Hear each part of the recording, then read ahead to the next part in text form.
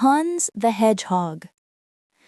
There was once a countryman who had money and land in plenty, but however rich he was, his happiness was still lacking in one respect: he had no children.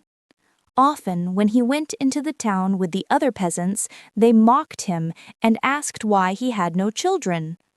At last he became angry, and when he got home he said, "I will have a child, even if it be a hedgehog."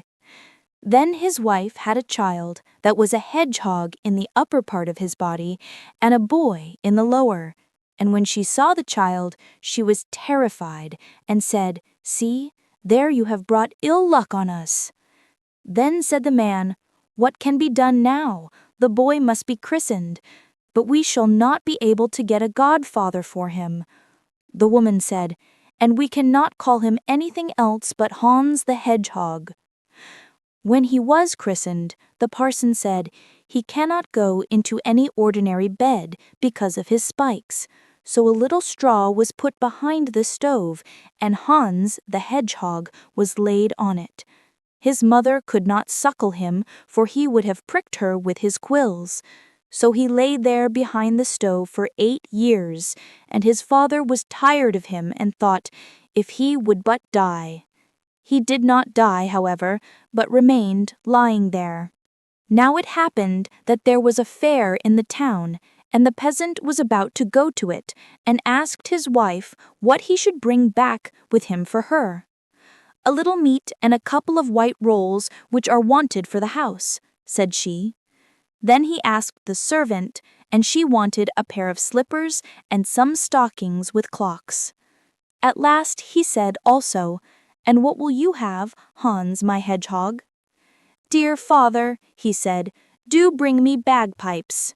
When therefore the father came home again, he gave his wife what he had bought for her, meat and white rolls, and then he gave the maid the slippers and the stockings with clocks, and lastly he went behind the stove and gave Hans the Hedgehog the bagpipes.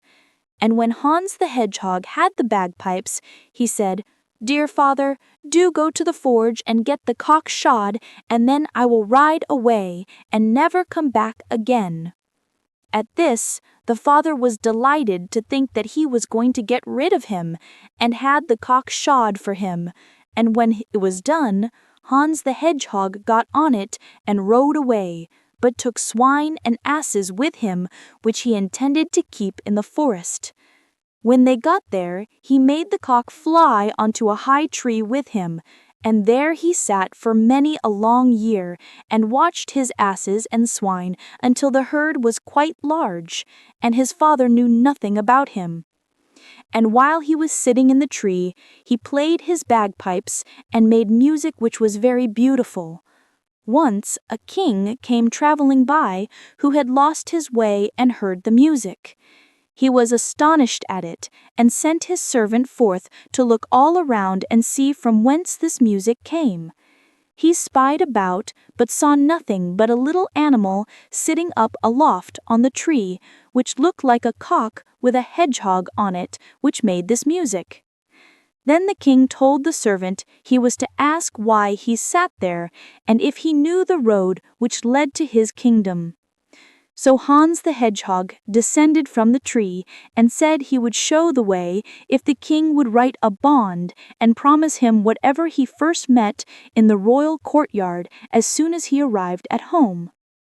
Then the king thought, "I can easily do that. Hans the Hedgehog understands nothing, and I can write what I like." So the king took pen and ink and wrote something, and when he had done it, Hans the Hedgehog showed him the way, and he got safely home. But his daughter, when she saw him from afar, was so overjoyed that she ran to meet him and kissed him. Then he remembered Hans the Hedgehog, and told her what had happened, and that he had been forced to promise whatsoever first met him when he got home to a very strange animal which sat on a cock as if it were a horse, and made beautiful music, but that instead of writing that he should have what he wanted, he had written that he should not have it. Thereupon the princess was glad, and said he had done well, for she never would have gone away with the hedgehog. Hans the Hedgehog, however, looked after his asses and pigs and was always merry and sat on the tree and played his bagpipes. Now it came to pass that another king came journeying by with his attendants and runner, and he also had lost his way and did not know how to get home again, because the forest was so large.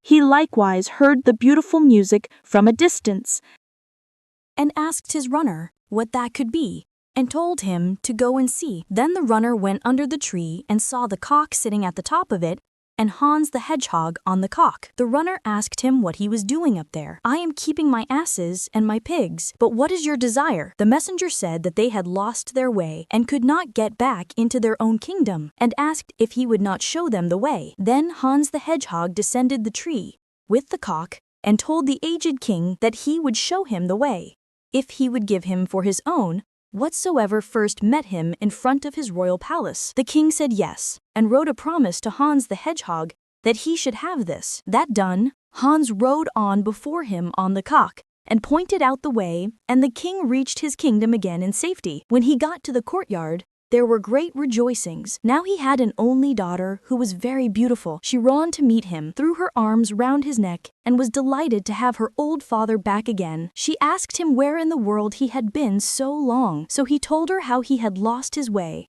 and had very nearly not come back at all, but that as he was traveling through a great forest, a creature half hedgehog, half man, who was sitting astride a cock in a high tree and making music, had shown him the way and helped him to get out, but that in return he had promised him whatsoever first met him in the royal courtyard, and how that was she herself which made him unhappy now. But on this she promised that for love of her father she would willingly go with this Hans if he came. Hans the Hedgehog, however, took care of his pigs, and the pigs became more pigs until there were so many in number that the whole forest was filled with them. Then Hans the Hedgehog resolved not to live in the forest any longer, and sent word to his father to have every sty in the village emptied, for he was coming with such a great herd that all might kill who wished to do so. When his father heard that, he was troubled, for he thought Hans the Hedgehog had died long ago. Hans the Hedgehog, however, seated himself on the cock and drove the pigs before him into the village, and ordered the slaughter to begin. Then there was a butchery and a chopping that might have been heard 2 miles off. After this, Hans the Hedgehog said, "Father, let me have the cock shod once more at the forge, and then I will ride away and never come back as long as I live." Then the father had the cock shod once more, and was pleased that Hans the Hedgehog would never return again. Hans the Hedgehog rode away to the first kingdom. There the king had commanded that whosoever came mounted on a cock, and had bagpipes with him, should be shot at, cut down, or stabbed by everyone, so that he might not enter the palace. When therefore Hans the Hedgehog came riding there, they all pressed forward against him with their pikes, but he spurred the cock and it flew up over the gate in front of the king's window, and lighted there.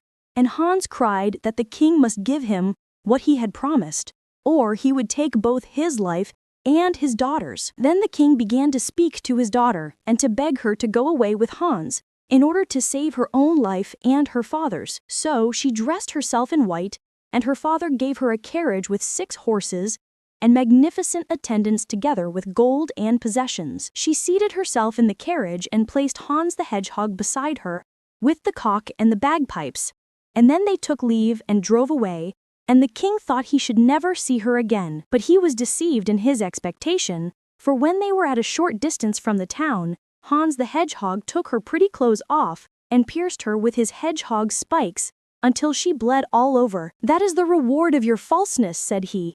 "Go your way, I will not have you." And on that he chased her home again, and she was disgraced for the rest of her life. Hans the Hedgehog, however, rode on further on the cock, with his bagpipes, to the dominions of the second king to whom he had shown the way. But this one had arranged that if any one resembling Hans should come, they were to present arms, give him safe conduct, cry long life to him, and lead him to the royal palace. But when the king's daughter saw him, she was terrified, for he really looked too strange. Then she remembered she could not change her mind, for she had given her promise to her father. So Hans the Hedgehog was welcomed by her, and married to her, and had to go with her to the royal table. And she seated herself by his side, and they ate and drank.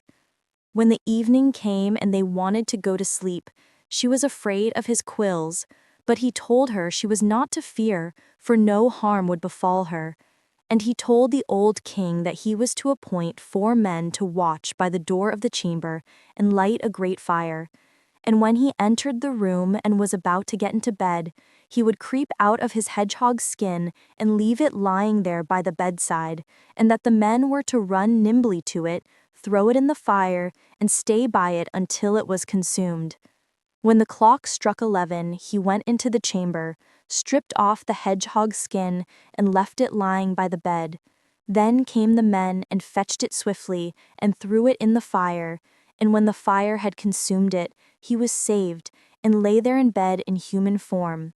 But he was coal-black, as if he had been burnt. The king sent for his physician, who washed him with precious salves, and anointed him, and he became white, and was a handsome young man.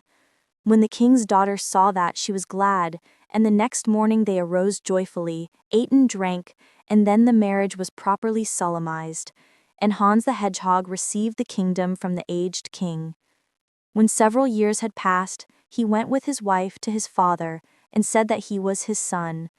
The father, however, declared he had no son. He had never had but one, and he had been born like a hedgehog with spikes, and had gone forth into the world. Then Hans made himself known, and the old father rejoiced and went with him to his kingdom. My tale is done, and away it has run to little Augusta's house.